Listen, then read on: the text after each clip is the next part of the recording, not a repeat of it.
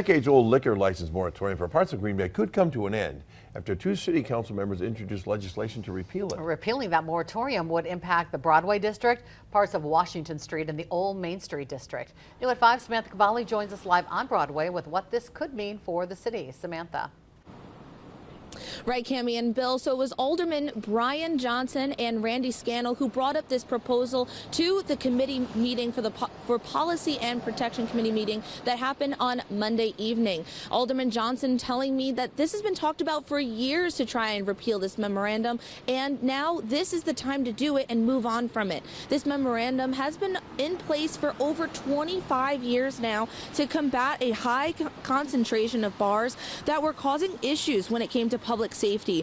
Alderman Johnson says the problems the city was experiencing all those years ago aren't happening now. He says this moratorium creates a hurdle for small business owners trying to open, and Johnson wants to remove those delays.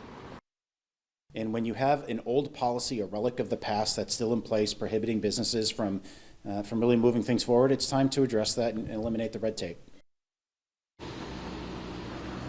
Now, the proposal has moved on from the committee level over to the Common Council for consideration. They're going to hear the proposal for consideration during its meeting on February 6th at 6 o'clock.